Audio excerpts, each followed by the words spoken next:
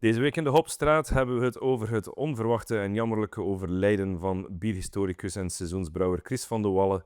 Een update over de staat van fresh hop in België. En een kleine maar belangrijke discussie op bierblogs over de Belgische biercultuur. Dat en nog veel meer met mijn goede Amerikaanse vriend en hoofdbrouwer van Stroom Farrell Styers. Hello Farrell, how are you?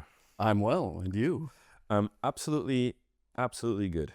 Although we're going to talk a bit about a sadder topic later, I'm absolutely fantastic. I went to Bruges today. Uh-huh. That's weird, right? Why would you go to Bruges? Already? Yeah, why would you go to Bruges? I went to Bruges to two reasons. I wanted to say hi to Wart from Stacks. Ah, cool. Some nice beers there.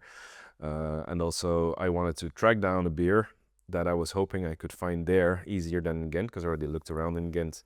Going to talk about that a bit later. Yeah. Didn't find it either. So, Wow. trouble. Also, I just wanted to get out of the house and do something else and see something else. And I have to admit that, like, we love here in Ghent to talk shit about Bruges, and well, you hear it a lot, let's say. But I hear from my sales guy that it's actually quite cool, and that actually it's got like quite a good beer scene of locals, so In not every- just selling to tourists. every Volla shop I went, they both had Doc and both had Stroom beers. Voila. Even I talked with Wart about it, and he said, like, yes, Stroom was like, in the beginning, it didn't really do anything, but like now it's picking up and sales are going really well. So there you go. Same with our beers, apparently. So Cool. must be that our Ghent beer scene is kind of cool now. Exactly. Talking about the Ghent beer scene, can you shortly, we don't have to go too deeply, tell me a bit about... It's like you know me. It's like you think I might run my mouth for too long. Well, you know, I don't think we need to tell the whole Kyrgyzstan story of again. course. By the way, if people want to know that, we made a YouTube video about that, the very first Hallelujah. one I ever made. But who is Farrell and what is Stroom, and maybe just shortly about that. Meanwhile, I'll crack a beer while you're... Please. about that. Yeah, my name's Farrell. I'm, as you might have sniffed out by now, not from around these parts. I'm an American guy from Colorado, up in the Rocky Mountains originally. Moved to Belgium many years ago, not at all for beer or brewing, but was very, very happy to find myself in a beer-loving country. And got into beer kind of on the side, and eventually that spiraled out of control, and I founded with my Belgian co-founder Carl Stroom, which is a little brewery here in Ghent. Where I spent a lovely Friday evening, I guess, Yeah. just last Friday, where you released this beer. We're going to dive into that in a second, but let's have a sip for cheers. Thank you for coming to the Hoppestraat. Hope you found it easily. Yeah, Well, you're I'm here. glad to be here finally. What are we drinking? We are drinking the Skol 25, so it's our annual fresh hop beer. And every year we harvest hops that both we and our neighbors are all growing in the neighborhood, and the neighbors kind of come out and help us with the harvest. And when I say help with the harvest, what I really mean is the insufferable job of picking all the hop cones off the plant. You understand very quickly after doing this why hop growing is a profession and why they have like big, expensive equipment. It's such an annoying plant. How do we do this Holy to shit. ourselves? Yeah, it's so much work. So thankfully the neighbors come out, they help us harvest and pick all these hops, and then I'm often, at the moment we're picking, I'm running around like a madman in the brewery brewing, or in this case, I learned my lesson after the last few years, and I just brewed the day after in solitude. I think it's allowed. We already talked a bit about fresh hop in our last episode with Lode. Yeah. So I brewer listened at to it, Doc. yeah. Oh, nice. So we already mentioned the fact that you were brewing this and already said that like you're going through this soon. It's fast. I guess that's because you're mostly brewing with fake still. Yep. Okay. Yeah.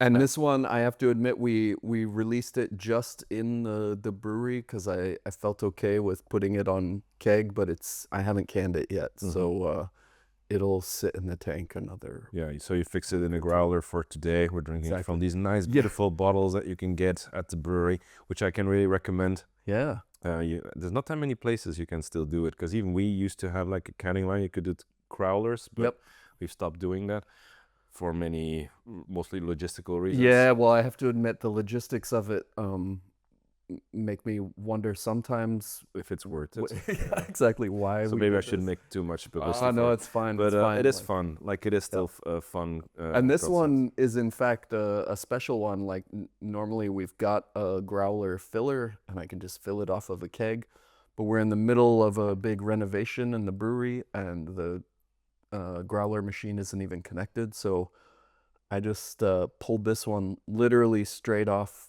the tank, just got a long tube and stuffed it in the bottle and made it work. What does the renovation look like? What's happening? What we're doing is we just, thankfully, we need more space for beer. We need lots of extra storage, and so we just had to kind of reconfigure how everything was laid out so that we could make that space, but also still keep a nice tap room. So now the entrance where you first come into the brewery, we've expanded the tap room out kind of into there. Okay. And what used to be the seating area, this big wood platform that was kind of right next to the brew house, that all becomes production area. Crazy. Because we need it. Production was constantly like kind of fighting with customers in a way. And at some point it just starts to not make sense. But growing that organically is such a nice thing to hear, that's still possible for a craft beer brewery. Yeah. We're still posting. I mean, we need to sell more. No one is getting rich at Stroom, that's for sure. Well, who is in this? Exactly. But we do see we're still growing quite significantly, and thank God for it. Because when I read the news, it's not all good news. No, it's not all good news. No, I think I gave you my pointers when I tried the beer first. First of all, I think it's the best fresh hop, but it's always hard to say because it's always a year in between. Yeah, exactly. So, yeah, I don't really. I find it hard. I should write it down, I guess, and maybe try to compare notes with previous editions. Yeah, sure. I always like the fresh hop beers you released. They're always. I mean, I guess the base of this is more like a Belgian blonde or a Belgian IPA in a way. It goes a bit to it. It is a bit farmhousey. It is. There's a bit of saison-y character. I always try to let it get a little funk, so I ferment these. I tend to ferment them a little warmer. But that said, every year we change the recipe. I really just sit down and so it's every year a completely different beer. Yeah. Correct. Okay, Yeah. and that's cool. And what we always want to make it pretty accessible because it's all about the neighborhood, and this is really one of our community builder, beers. I can brew like whatever crazy IPAs or beers with like weird adjuncts or spices or whatever. This one really needs to be accessible for the crowd, the people in the neighborhood. Yeah, but I mean, we were sitting there Friday with a lot of beer nerds, and I think it's don't get us wrong, but it's rare that we order the same beer twice or even thrice. Yep. And that happened that evening. We were like, yeah, this is nice. I can drink this all evening. It's zingy, it's freshing. It's what's the ABV? This one is 5.8, I believe. That's came out perfect for this kind of blonde ales. Yeah, it's beautiful, and it's so accessible. It's nice. It has a bit of a nice it's a bit a tangerine peel, but it also has a little bit of pine maybe. But it's all so subtle. Yeah, exactly. What I've had to learn the beer. hard way, and maybe I'm showing my cards here as too much of a rookie or something, but Not at all. I really had to learn to not expect fresh hop beers to be super hoppy. No, they're 'Cause not.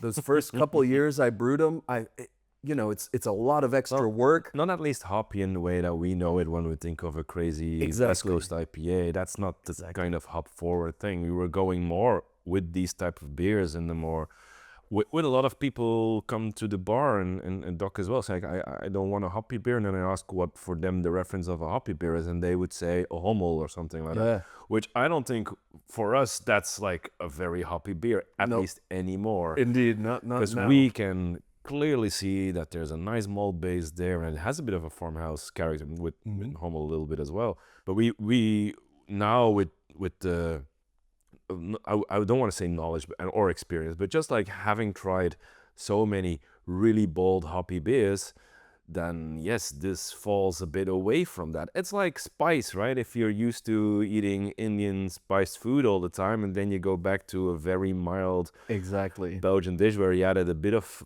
spicy peppers, and people think like, "Ooh, that's too hot." Like it's all a matter of what's your context, right? I think yes, this is a hoppy beer. It absolutely is. It is. I know it is because I shoveled those wet friggin' hops out and added more. But it's not like I bought some Verdens. I got some other hops. Those are hop bombs, right? Yeah, exactly. And that's not what this is. This is more of like you add your hops, but they sing together with your malt base, which is very clear. You have a bit of biscuity character there. Tastes a bit like those. You know those biscuits like with like the hard sugar on it, has a bit that character. Yeah, exactly. Little gingery character there, and that's the malt base that's shining through, right? And the yeast is also saying hello. Absolutely. And all of that is what it needs to be. Yep.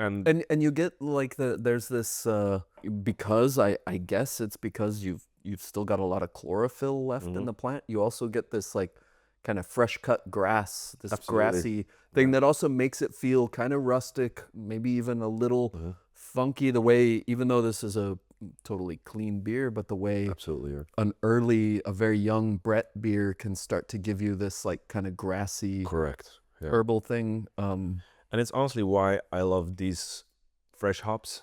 Yep. They're like, they also challenge brewers a little bit in a way. It's interesting to see, as you already experienced. Oh man, I've been through it. So I did a request last podcast. I wanted to know which Belgian breweries made fresh hop beers, and they're not that many.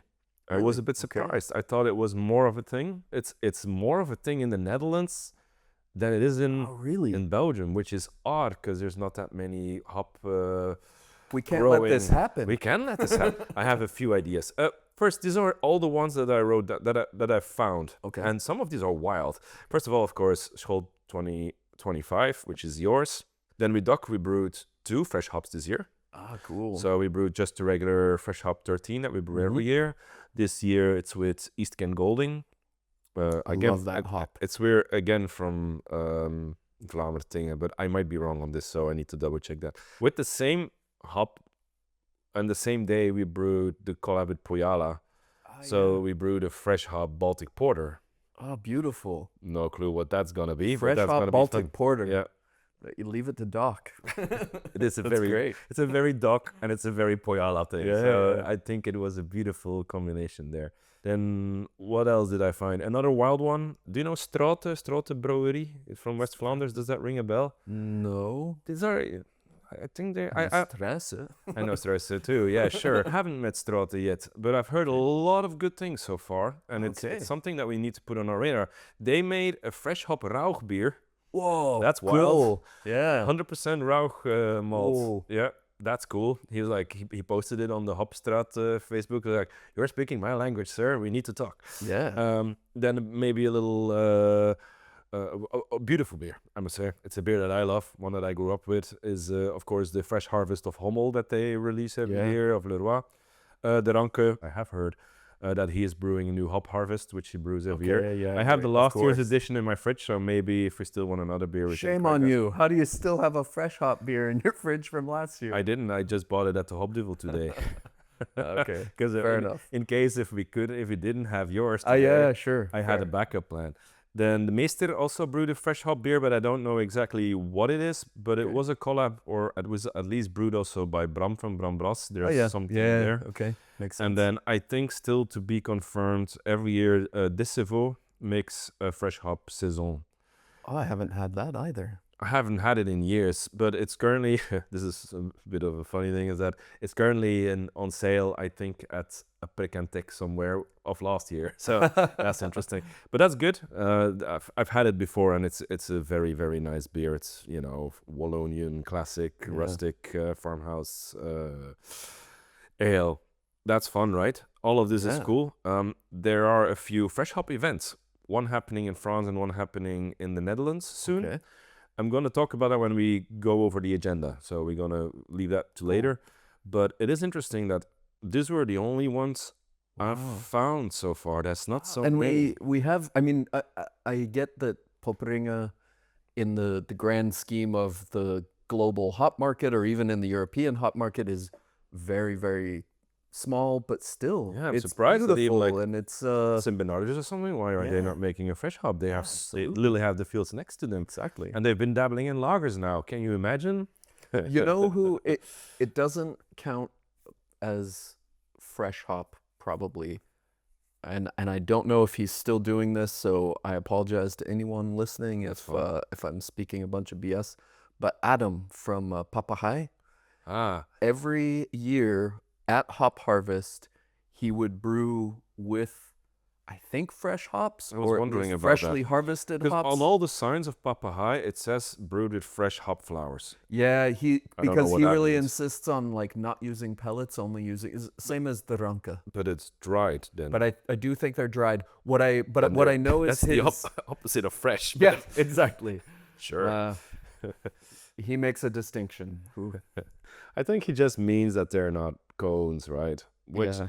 in some cases are, they're frozen. They literally have all the freshest hop aromas. If you talk to the hop farmers, they will. I talked to the people at Hoppestraat last year, and she was complaining about people insisting on having the flowers and not the pellets because she said it doesn't conserve as well, and they want their hops in pellets because it stores much better. Yeah, of course. But that's a long digression that I'm sure we could have lots of arguments. I with think it's a others. fun digression because here's the thing: we don't really talk about our ingredients that much on a lot of these things, right? Yeah, indeed. And they're next to what the brewer does with it, basically the soul of your beer. Absolutely. And you need to talk about it. It's fun.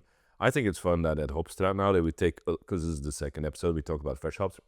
Everyone who's already bored about fresh hop, don't worry. This will be the last time We will probably move on. talk about it. Okay. And we also will move on in a minute. But it is fun to talk about this. It gets me excited. I love hops. Absolutely. It's one of the for brewers, at least for the brewers I know, this is one of the most exciting parts of the year. Absolutely. Because I will acknowledge, and maybe that goes back to like my expectations of fresh hop beers. I will acknowledge it's a lot of work. It's way more work. I would not want to do this every brew day because it's a royal pain in the ass, frankly. But for a brewer, that can be kind of liberating and fun because you're just doing something totally different and you're doing weird stuff. Like, I don't know how you're doing it at Doc, but I was even throwing hops in the mash. I was throwing hops in the kettle, There's in the hops whirlpool. everywhere. Yeah, exactly. It's just like wherever. Yeah, that was in all. Yeah, it was everywhere, and it smells fantastic. Yeah. Oh, I love it. Yeah. So for me, it's a lot of fun, which means other brewers should be doing. But it's weird. Like I already told you, we're gonna talk about festivals later when they are, and I'm gonna tell you which breweries are there. I was gonna ask why is there no fresh hop festival in Belgium? I guess it already answers itself. There are not that many. Yep.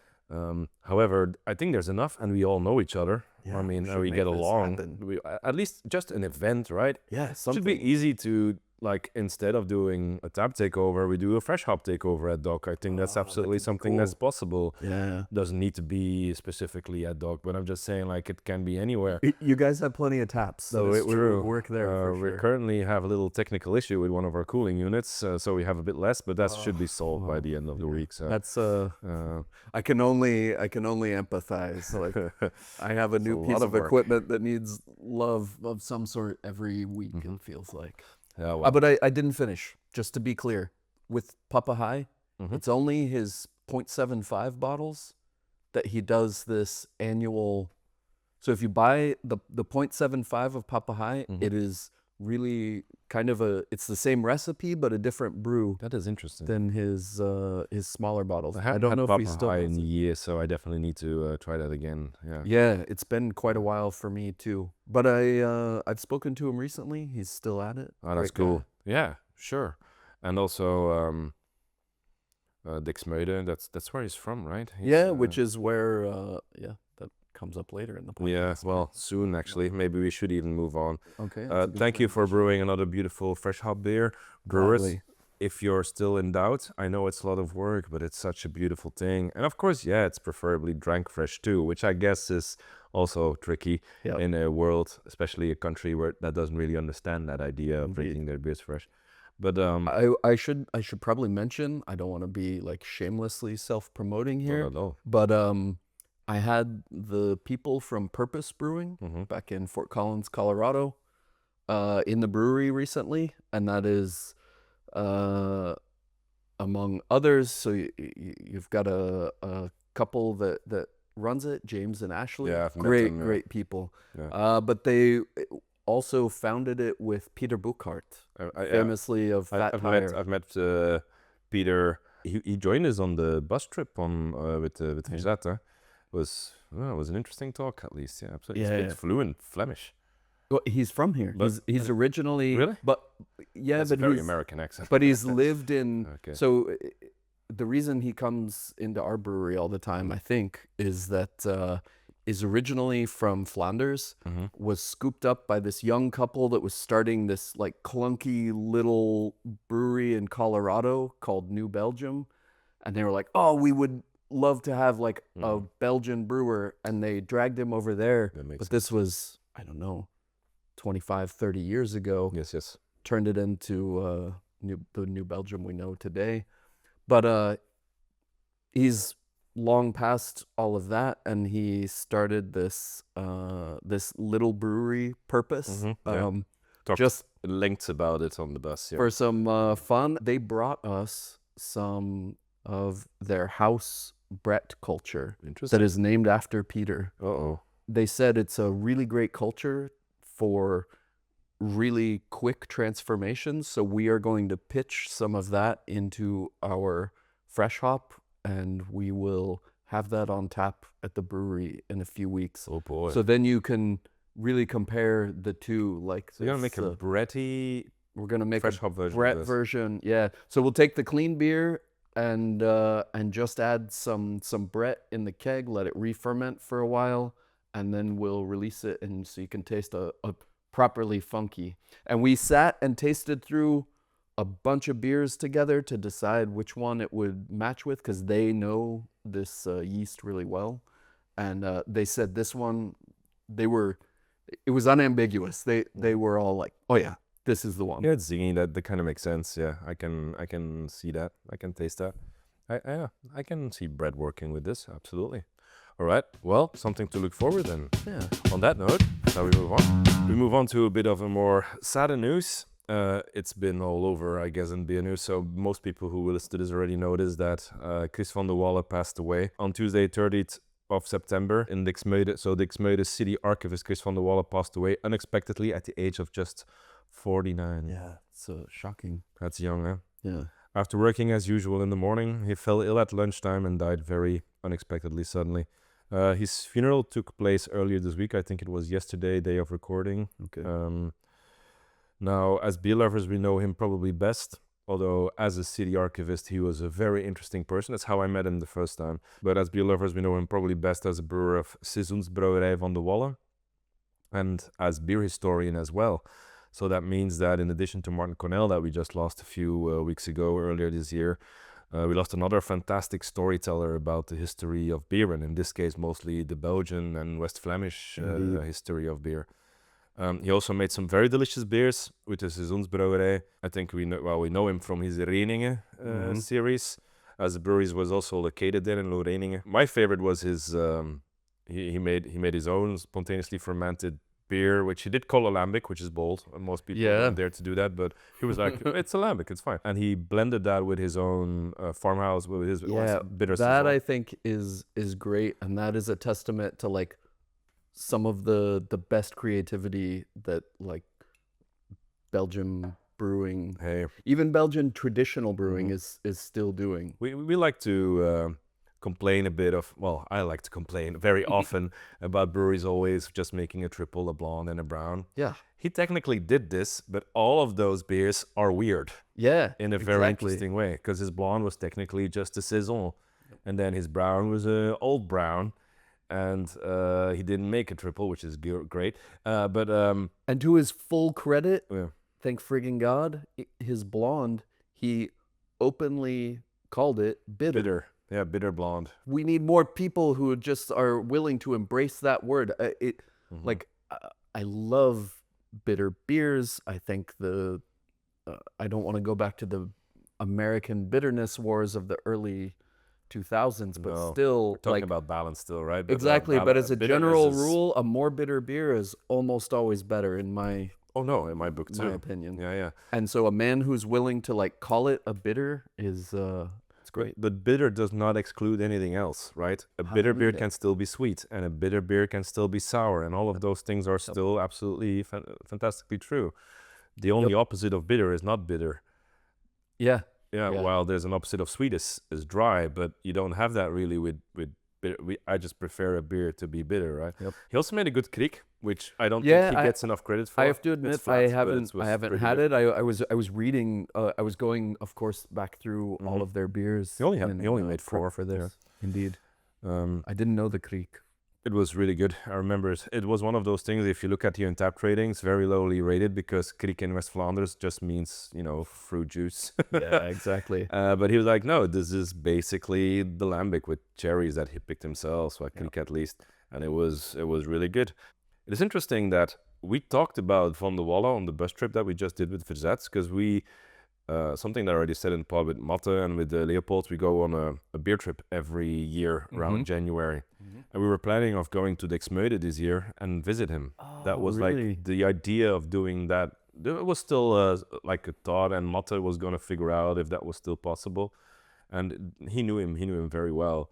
It's such a shame, and yeah, I've only met him twice, and it was both before I was working in beer. So I once went to a lecture of him about the First World War, just generally, which he knew a lot about. Yeah, I have to admit, I was reading up about him ahead of this, and everyone talked about it. How often do you hear people talk about an archivist like a rock star, like this like great treasure or whatever? It's like being a librarian, or I don't know. It's like a famously kind of like boring, introverted, nerdy thing, but they said he was amazing. That's true. It was a storyteller.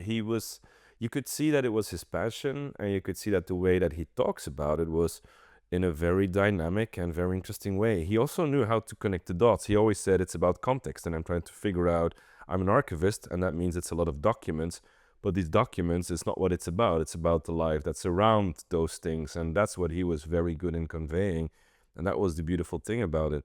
I also met him once then later, and that was on a beer festival, but that was very random, and like I recognized him from that. Sure. I was in Bruges today. I went to like all the more like I went to Stacks, but I also went like to the bottle shop and like those beer shops in the center of Bruges, which are a bit on the touristic side, but they have our beers. Yeah. And they tend to have the traditional stuff. It's too, good. yeah. That's what I keep preferring. As long as you have everything, I think that's fine. Then the discussion stops, right? I love Wart, but he also has everything. Like I walked around there was a lot of traditional stuff there as well. Yeah, great. I think that's how it should be. But I asked at all the places if they had any, and it was not available. Then I took the train back to Ghent, and I was like, I still have a bit of time before Farrell arrives. Let's drop in the Hopduvel and see if they have it. And Tom hasn't had it for a while. Neither did Geers.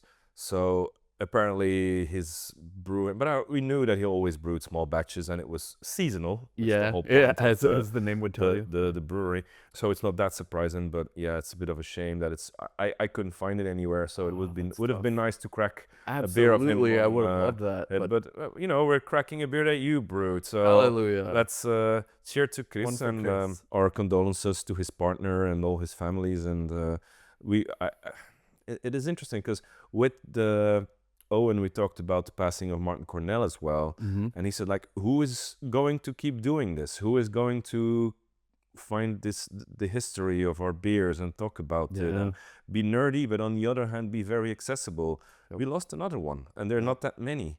So Oh, indeed. I do hope, and I have a bit of faith. I don't know who it is. This is really just like, it's pure faith, but I do have faith that there will be someone who gets curious, gets up in the stacks and starts digging through the archives and starts Well, the archives continuing are there, this of course. story. This is wild. So I can really recommend, if you want to hear a bit about Chris and his life.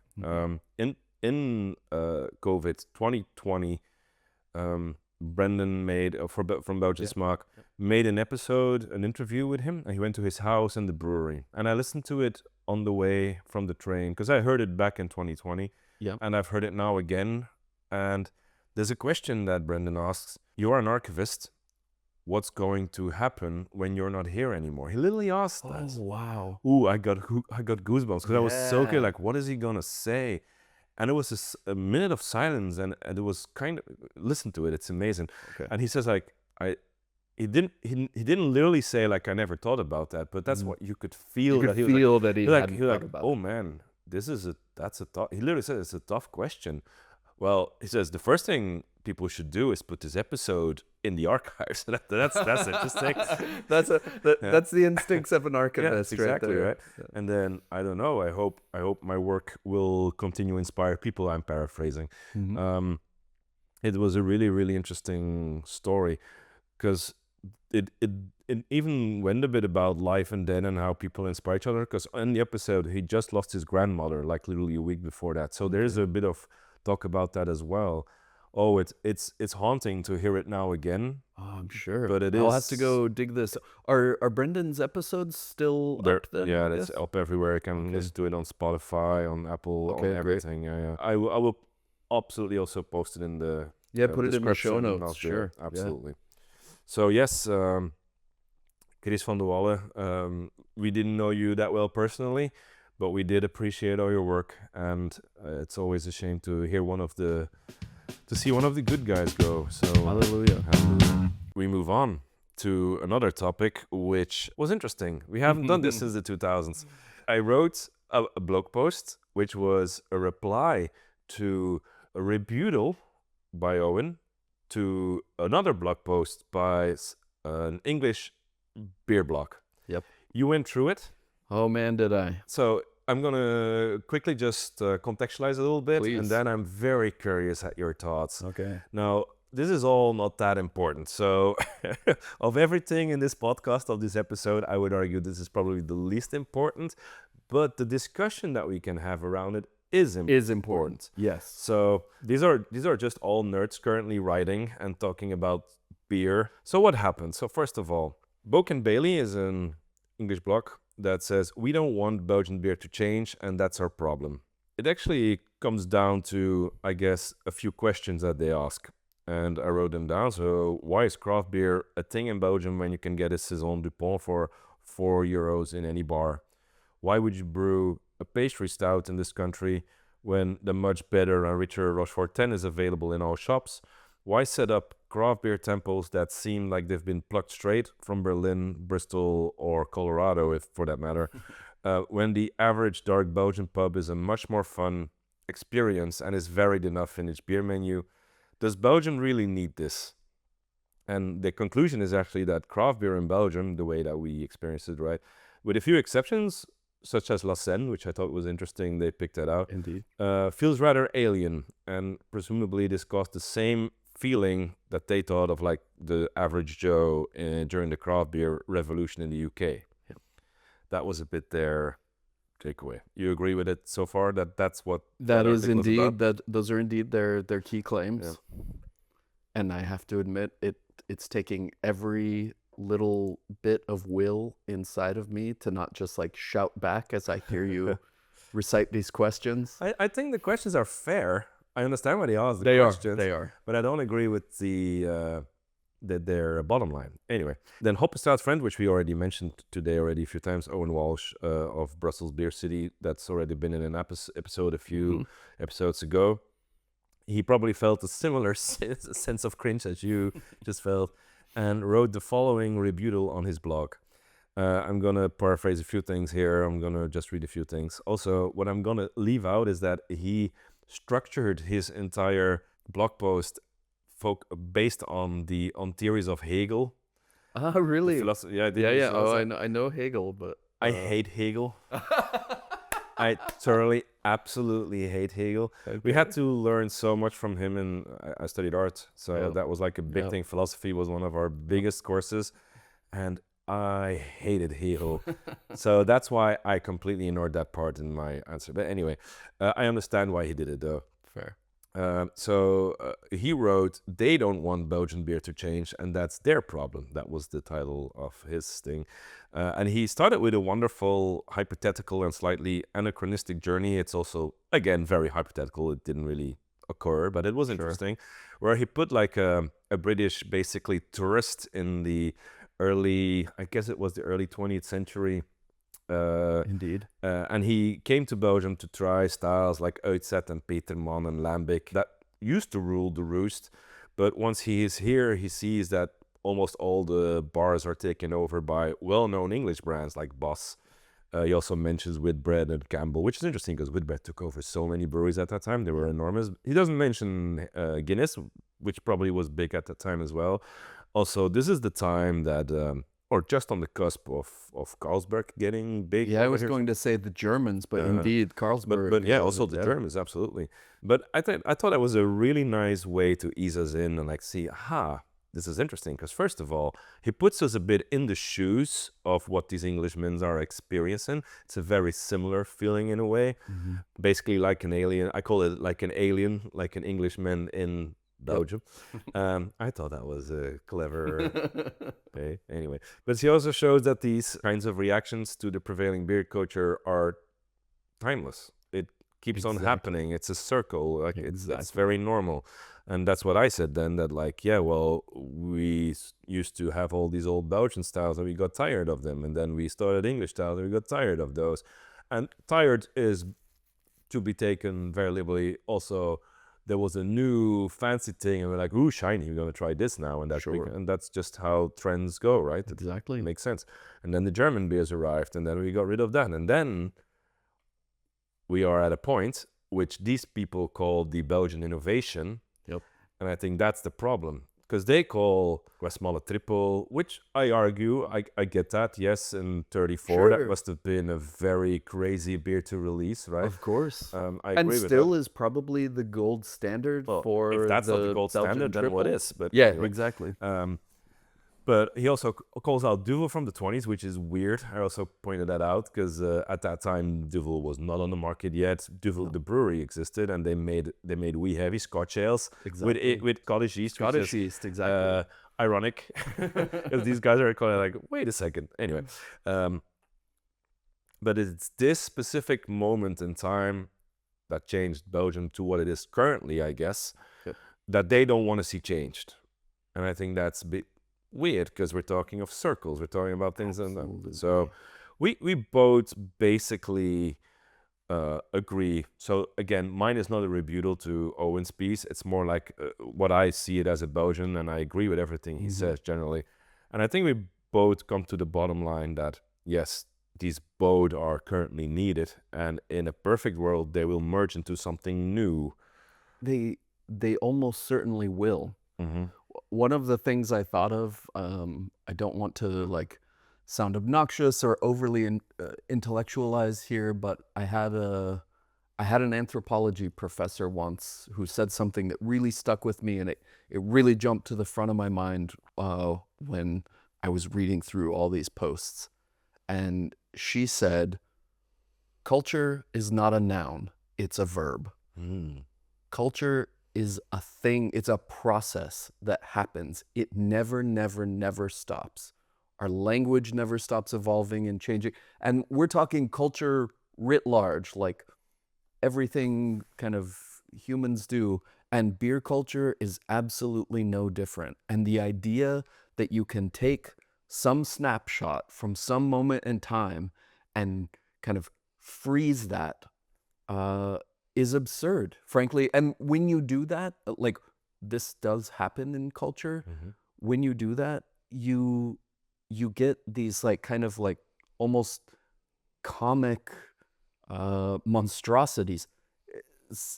I must apologize to anyone from Bruges right now, but when you hear people in Belgium talk about Bruges. And when we talk, I'm not talking about all of Bruges or all the people who live there. There's so many beautiful people, already mentioned a few today. So, Exactly. yeah. But if you imagine the Bruges city center, you know, it's a bit of this. It's a bit of like, okay, we freeze it in time, and now it just becomes this caricature of what it really was, so that everyone can come gawk at it. All the tourists from the UK and the US and China and Japan and wherever. Makes it a museum. And Exactly. It makes it a museum, and it is no longer a living culture. I think the city of Bruges is very aware of that, and they're trying their best right now to change that a little bit. Exactly. I don't say this is in any way to insult Bruges, but it just feels like a relevant There's example. a lot of things bustling in Bruges lately, so I have a feeling that they definitely realize this. I'm from the coast, so if there's a beef between Ghent and Bruges, there's definitely a beef between Ostend and Bruges. Okay, good. Not even talking about football yet. But the reality is that, you know, we all have to agree that it's a pretty city, but indeed it's a snapshot, and that's at a certain point boring. Exactly. You don't want it to become a caricature of like the living, breathing thing that made it what it is. What made Belgian beer culture and makes Belgian beer culture so amazing is indeed the diversity and all of the changes over the years. And some of these, like some of the reasons Belgian beer is what it is for like weird anachronistic like tax legislation. That's true everywhere, by the way. Drove, exactly. And it drives people like, oh, we need bigger mash tuns because that's the way we can like get away with paying the less. And whatever, it's all beautiful that it like turns out in this like funny little unique thing. So that's one area where I just deeply disagree with them on a kind of a fundamental level. True. Another one that I don't hear them consider really, or at least not seriously in their article, is that Belgium is inhabited by Belgians.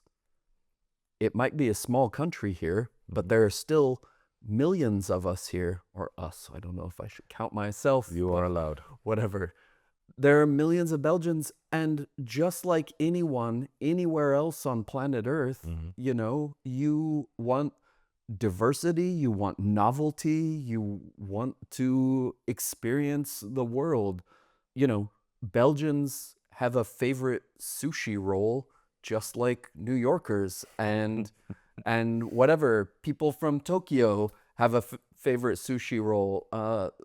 It's not because we have stoufles that we should never get to experience anything else. And so these brewers who are doing what these British guys refer to as kind of like American or British craft beer, like they're not serving this largely to tourists. They're serving it to locals, and it's because Belgians want to experience this stuff too. Now, where I think they're maybe on to something, but this is probably a much bigger kind of global cultural issue.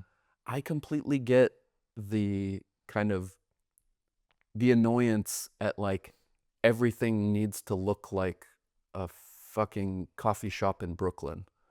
Like, I get that we've all been like Pinterest and Instagram and whatever has created this like visual culture that has gotten too universal. But I have good news. Tell me. That will also create a counter movement. Hallelujah. And that'll happen. And that's already happening here and there, because just thinking of the Omni Pollo tap room I saw.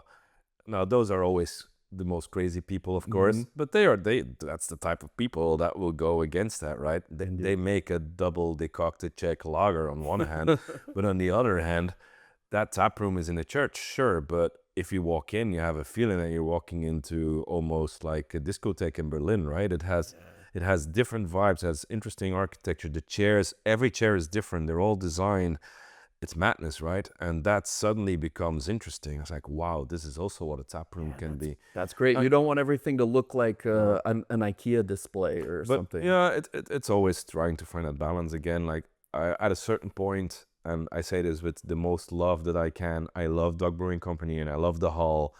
But at a certain point, I've seen the tables and I've seen the chairs that are wobbly. Sure. And I'm also at a point like maybe it's time to rethink that as well. And I know that everyone that works with us is open to those ideas as well. Exactly. But, you still need to find then the money for that. And there's apparently 10 tap lines that currently are not running. So it's priorities, right? Yeah. But that's a story. That's a different story. Also, something that I take away from the thing you said earlier, apparently if you want innovation, we just need taxes. No, that's not true. No, please don't take that away from this. But yeah, I totally agree with that. And there's going to be a counter movement to all these wishy-washy Brooklyn-like coffee shop style tap rooms. That's going to change as well. That's already happening currently, I'm pretty sure. I'm wondering, like, anyone who is like really into beer here in Belgium, there was one phrase that they used, I think a couple of times in the article, something like, Belgian beer doesn't need saving. In my context, I moved to this country as I was a huge beer fan. I come from Colorado. For those who don't know, it's I would argue at least, it's one of the great beer destinations on planet Earth. Like one of my very first jobs when I was 16 years old I'm dating myself now, in the mid-90s, was working in a brewery. So there were already like little teeny craft breweries in the crappy little town I grew up in the middle of nowhere, Western Colorado. So I grew up around this like kind of beer culture, and then I lived for many years all over the place in places that absolutely did not appreciate beer, and I was drinking like horrible, disgusting, like industrial, probably borderline poisonous beers. And I finally moved to Belgium, and I'm just like, holy shit, it's like beer mecca, and I wanted to like drink my way through this country. And it took me all of a year before I realized, like, my God, like every village I go to, they say like, oh, you have to try like our special village beer. It's just from here. And it's just like another under attenuated triple that tastes like a bucket of overripe bananas. It's just like, Christ, I can't have any more of this.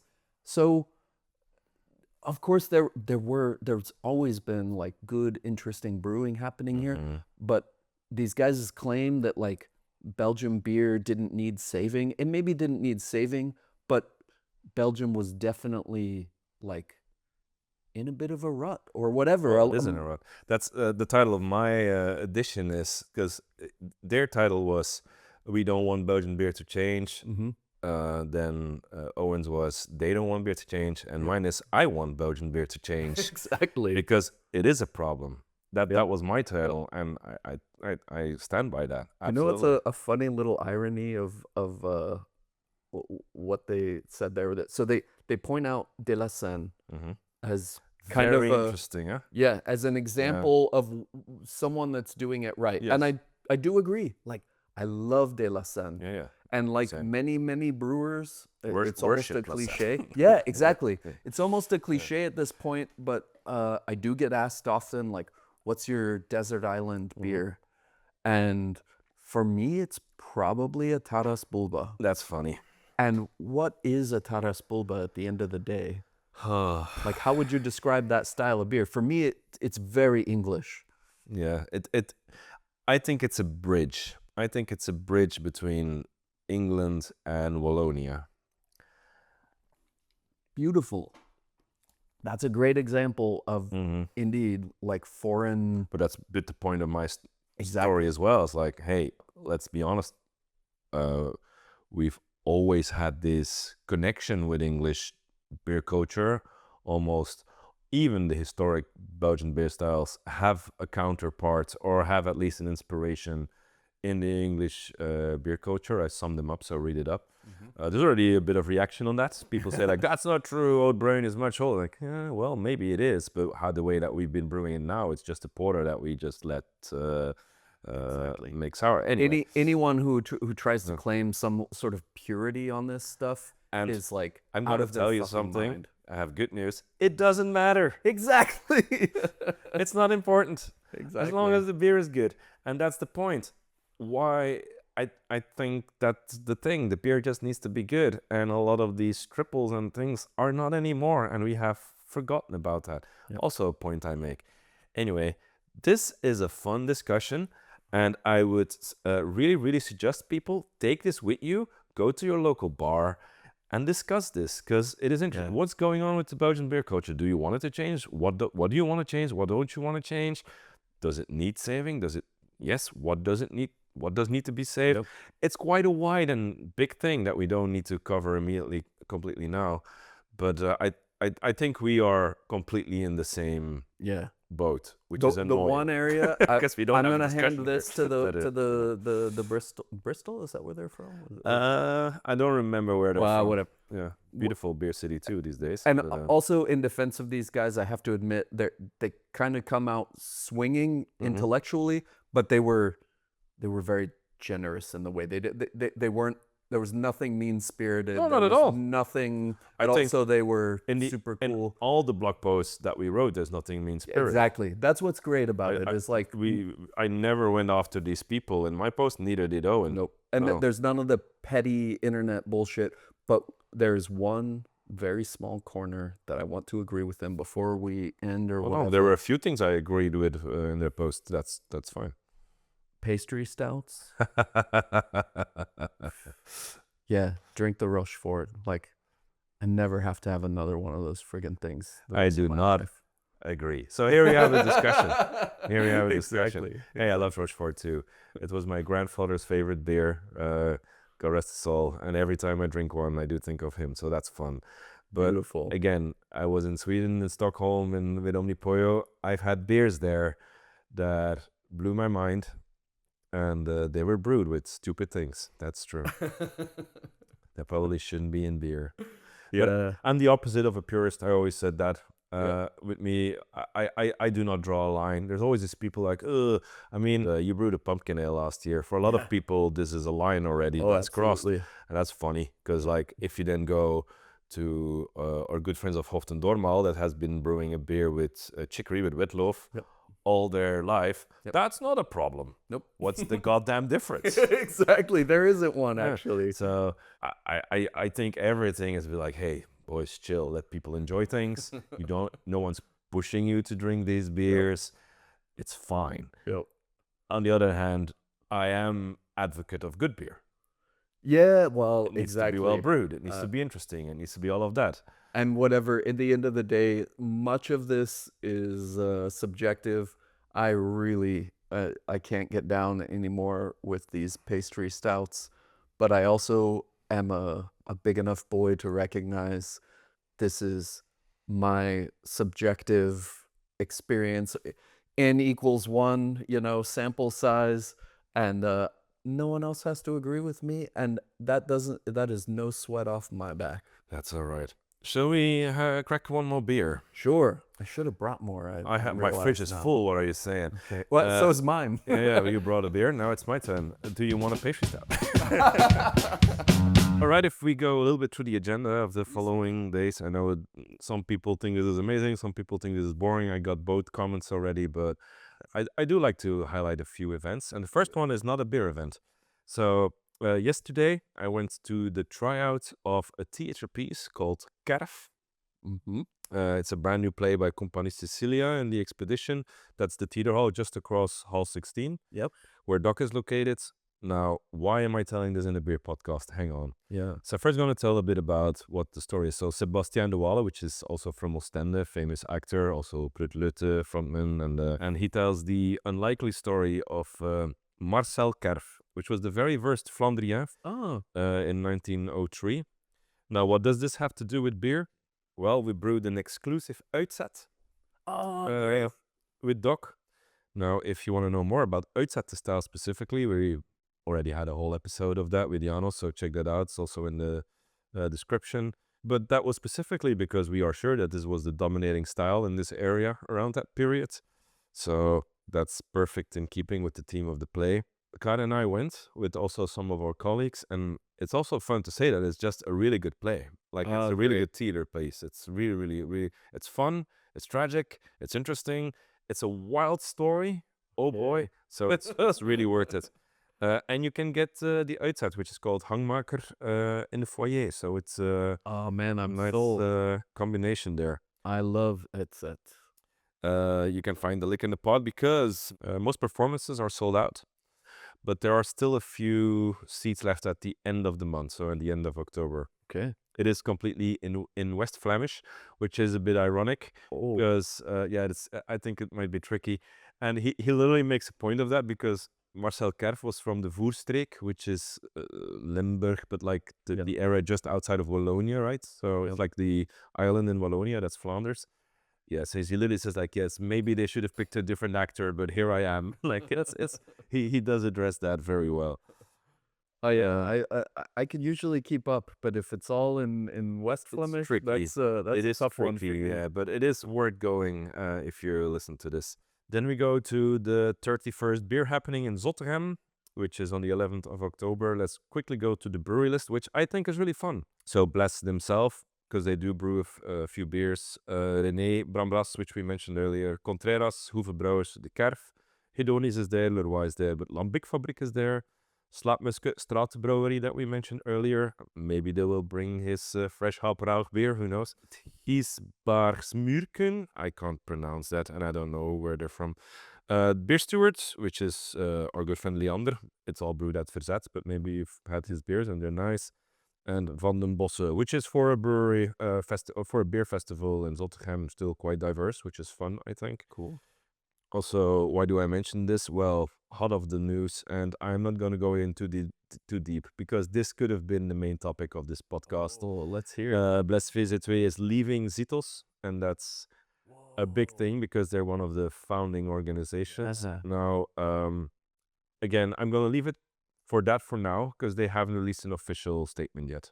Okay. I'm very curious to hear because I also have very curious thoughts and feelings on this. I think talking about Zitos is probably an entire episode on its own. Yeah, definitely. I already think I have in mind with whom I should do that, but there are a few ideas there because we need to talk about it. It's clear there's a lot moving, there's a lot going on, and it's a shame because this is the organization that actually should unite us. Yeah.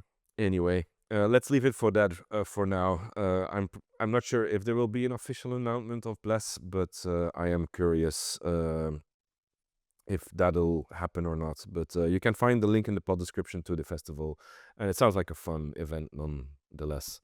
And here comes the first Fresh Hop Festival that I mentioned, which is in Utrecht on the 18th of October, where you can find the Meester from Belgium, and he's the only Belgian brewery represented there. Wow. There's also one French brewery, Artisan Ale.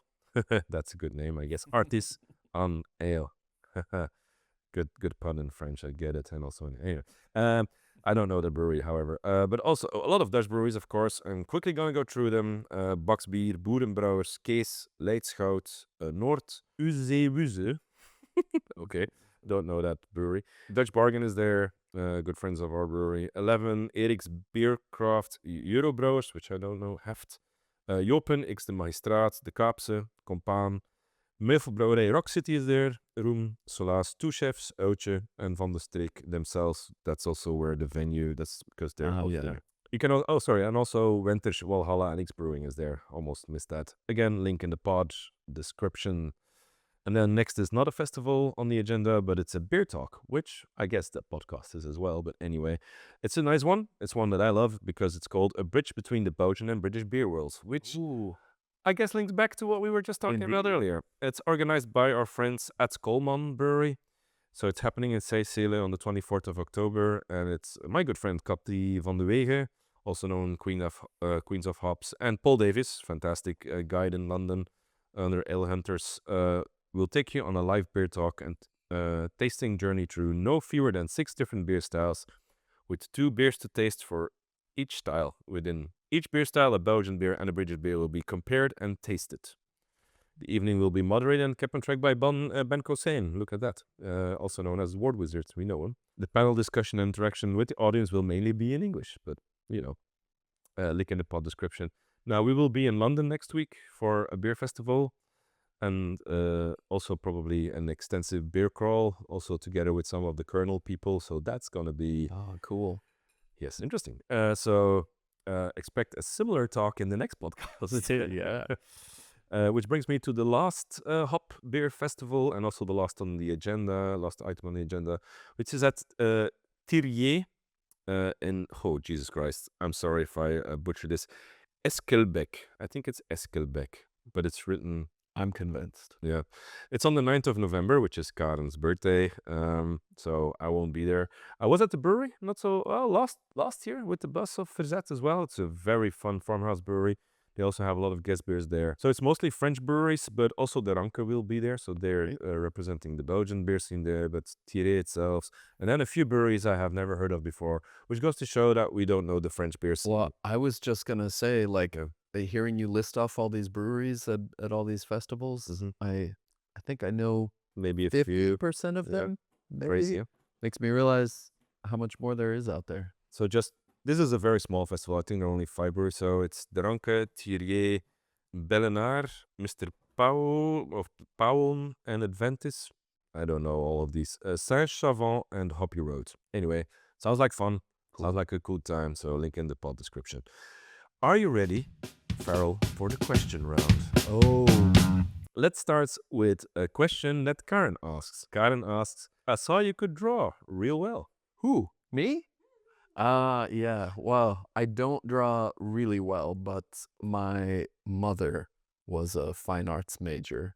And so as a kid, she was constantly teaching art classes, and my summers were filled with essentially mandatory art classes, not because she cared about my art skills, but because that was just cheaper than a babysitter. That's fair. So that's very smart too. Yeah. So I got a lot of art classes, and I was convinced essentially entirely through high school until I was 18 years old that that was the track my life was going to take. Interesting. Just a bit of context. There was what's that called? Like a participatory. Yeah. No one knows what it's called, Jasper, because we made it up. Sure. Yeah, community art or a collaborative art project. I don't know. During the Fresh Hop release, we all made a painting, one big painting with all the people that were there. And at the last minute, a neighbor of ours volunteered. She said, "I run workshops all the time. I would love to run this." That's and very so good.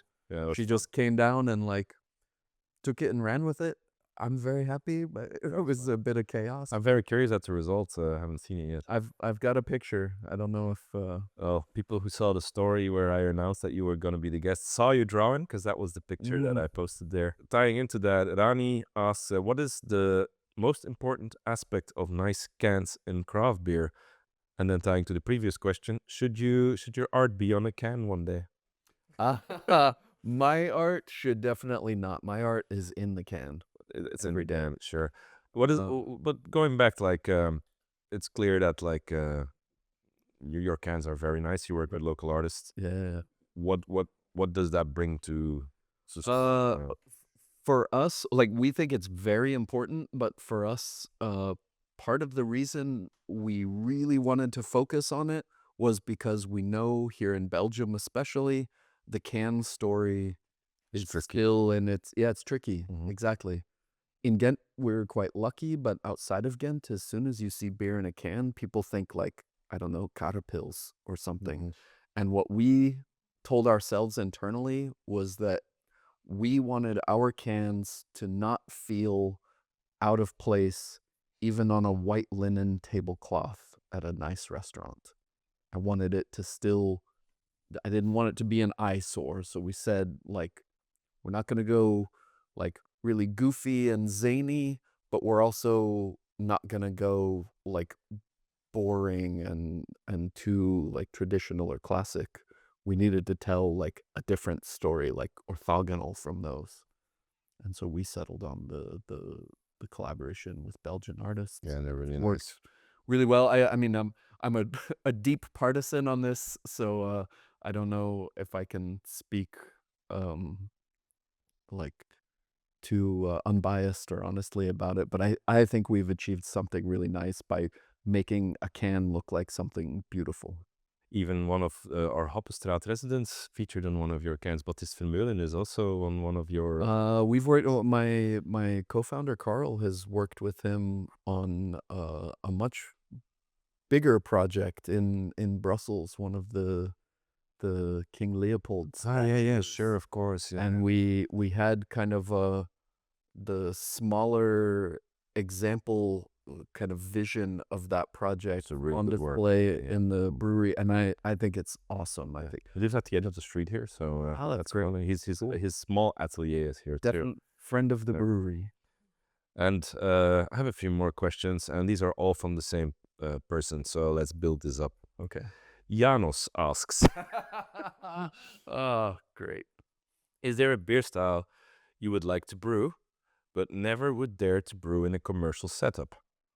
I mean, I would love to do spontaneous fermentation. I don't know if I would be so bold as to call it alembic, but to do, But that is the reason why you don't do that, because of a commercial risk? Commercial risk, and talk to the guys who are doing that. Like even look at what the Brussels Beer Project has been through the last few years since they did that whole conversion at Dansar. I think they produced a lot and then realized just how much the market was willing to absorb, which was perhaps not as much as they produced. I don't know the deep details of that. I don't want to speak to their business, but it's just that one is really a labor of love. I also just think, like, Janos knows this. Like, if it were up to me, low alcohol, bitter beers, I could do like 100 different examples of those and have like deep joy in brewing them and in drinking them. But there's only so many of those you can make and get the world to drink. Petit boel bar. But also, Uitzet used to be 2%, and he's been saying for a long time that he wants to make because we always make double Uitzets, which are the stronger version, around 4 or 5. I brewed one with him, actually. Of course, I think it was the second or third, maybe third collab. I think collab. it was second. It was maybe it was after Baron. I'm not sure, but it was definitely one of the first. Yeah, It was great though. it was I a really loved fantastic that beer. That was a phenomenal beer. I think that was one of the better Uitzets that we made, even. But It's my favorite collab we've done to date. We haven't done many, but it's one of my favorite beers he literally asked, when are we doing our next collab? So you need to talk to Janos. Let's get it on. Yeah. Janos asks also, now tell the real CIA story. How long did you work for them, and what did you do? I worked in the US.